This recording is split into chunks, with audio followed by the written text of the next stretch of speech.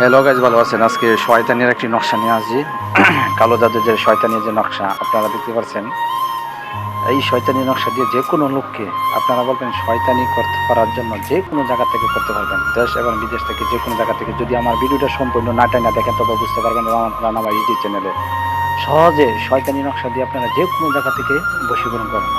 তা আসলে আপনারা মূলত কথা হলো কি, শয়তানি নকশা শয়তান দিয়ে কাজ করার লাগে আপনারা মূলত জিনিসটা হলো কি, এই নকশাটা আপনারা লিখতে হবে কাম সিঁদুর দিয়ে, অথবা কাম সিঁদুর দিয়ে না হলে আপনারা মনে করেন অরিজিনাল জাফরান মেশকপ কুমকুম গোছানা, তিনটা জিনিস দিয়ে কালি তৈরি করতে হবে। আর যদি তা এরা তিনটা জিনিসের মধ্যে যদি জাফরান হয়, তো যে ব্যক্তির আনবেন ওই ব্যক্তির কাপনের পরনের যে জামা শুনি অর্থাৎ মঙ্গলবারে আনা কথা চুরি করে আনতে হবে। আনার পরে আপনারা করবেন কি, এই জিনিসটা পুরা ছাই বানায় ওই কালির সাথে মিশ করে ওই নকশাটা লেখেন। বলুন, তিনটি নকশা লিখবেন।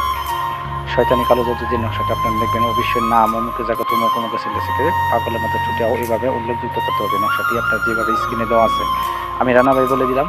যে কোনো জায়গা থেকে আপনারা সহজে কোনো কবিরাজের বিদ্যার কাছে যাইতে হবে না। আপনারা যদি সহজে করতে পারবেন, নিজের কাছে করতে পারবেন না, আমারও না কোনো ব্যক্তির কাছে আপনার যাওয়া না, ঘরে বসে আপনার কাজ করতে পারবেন যদি আপনার জানিস্তর হন, কিছু বুঝেন, শিক্ষিত হন।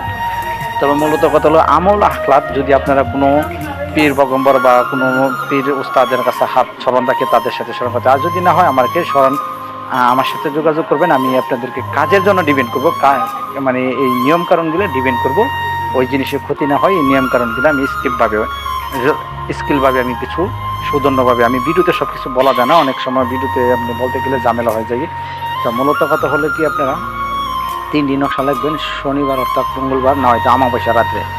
আসলে কি আমাবস্যা রাত্রে আপনার নকশাটা লিখলে খুব কার্যকারী হয়। একটা নকশা আপনারা মূলত নকশা লিখবেন কি, শ্মশানে একটা কবরস্থানে কোনায়, কবরস্থানের মাঝখানে না, কবরস্থানের সাইডে এক কোনায় দাফন করে দিবেন। আরেকটি নকশা ওই ব্যক্তির বাড়ি ঘাসে বা ডালের মধ্যে ঝুলে ভেদে দিবেন, পাগলের মতো ছুটে যাবে। আর যদি মনে করেন ওই ব্যক্তির বাড়ি আপনারা অনেক দূরে যাইতে পারবেন না, তখন আপনারা করবেন কি, ওই ব্যক্তির বাড়ি যদি না হয়, না যেতে পারেন, তো মূলত কথা হলো আপনি এমন আউরের মাঝখানে একটি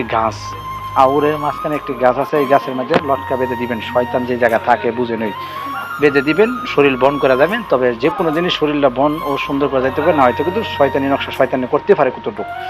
তো বুঝতে পারছেন, উল্টাপাল্টা কাজ করবেন না, নিয়মকানুন বুঝা করবেন। আর যে কাজ করবেন অবশ্যই আমার এই নাম্বার আছে, হোয়াটসঅ্যাপ ইমো নাম্বার, এই যে নাম্বার দিচ্ছি রানা ভাই, এই নাম্বারে আমরা যোগাযোগ করবেন। তবে আজকে এই পর্যন্তই, ভালো থাকবেন, সুস্থ থাকবেন। আর আমাদের ভিডিওটি লাইক, শেয়ার এবং সাবস্ক্রাইব করতে বলবেন না, কইরা পাশে থাকবেন। ধন্যবাদ।